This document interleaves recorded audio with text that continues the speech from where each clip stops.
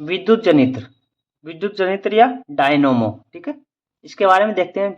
विद्युत जनित्र एक ऐसा यंत्र या साधन है जो यांत्रिक ऊर्जा को विद्युत ऊर्जा में बदलता है। विद्युत जनित्र को डायनोमो भी कहते हैं या प्रत्यावर्ती धारा जनित्र भी कहते हैं। अब इसका सिद्धांत। विद्युत जनित्र विद्युत चुंबकीय प्रेरण के सिद्धांत पर कार्य करता है।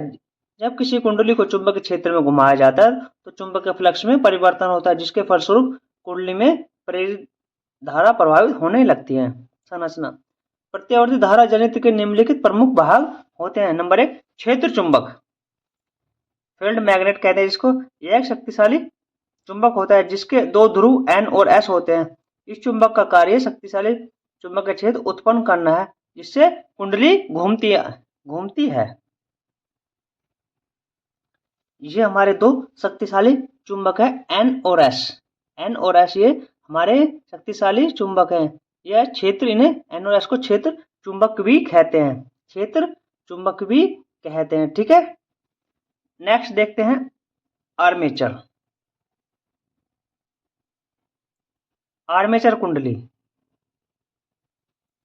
यह एक आयताकार कुंडली ABCD होती है जिसे नरम लोहे की क्रोड पर तांबे के तारों से लपेटकर बनाया जाता है, जिसे चुंबक के बीच में डीजल, पेट्रोल या जल टरबाइन के द्वारा घुमाया जाता है।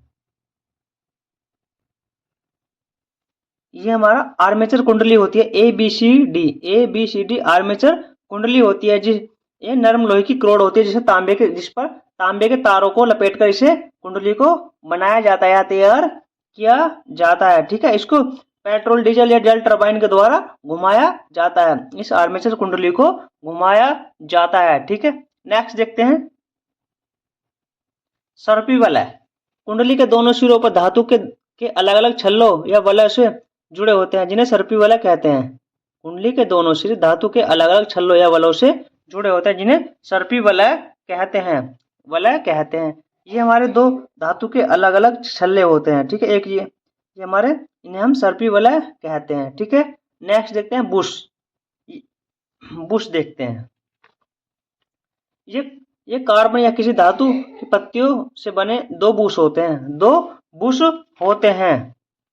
देखो, ये हमारे दो बुश होते हैं, कार्बन या धातु की पत्ती से बने हुए दो बुश होते हैं। ठीक है, ये हमारे दो बुश होते हैं और ये हमारा बाह्य परिपथ है। ठीक है, जब धारा प्रभावित होती है तो बल्ब जलने लगता है। ठीक है, इसकी कार्यविधि देखते हैं। जब कुंडली ABCD को चुंबक के ध्रुवों के बीच रखकर घुमाया जाता है तो कुंडली की भुजा AB ऊपर तथा CD नीचे की ओर जाती है। इस प्रकार आर्मेचर कुंडली घूमती है तो कुंडली से होकर जाने वाली बल रेखाओं में परिवर्तन होता है, जिस कारण कुंडली में प्रेरित धारा उत्पन्न हो जाती है। फ्लेमिंग के बाएं हाथ के नियम के अनुसार कुंडली में प्रेरित धारा ABCD की दिशा में प्रभावित होती है। कुंडली का आधा चक्र पूर्ण होने के बाद भुजा AB व CD क्रम से अपनी स्थितियां बदल देती हैं। इस प्रकार एक पूर्ण चक्र बाद धारा की दिशा परिवर्तित हो जाती है। इससे प्रेरित धारा की दिशा भी बदल जाती है। इस प्रकार बाह्य परिपथ से प्राप्त धारा को प्रत्यावर्ती धारा कहते हैं। वीडियो पसंद आए तो चैनल को लाइक करें, सब्सक्राइब करें। धन्यवाद।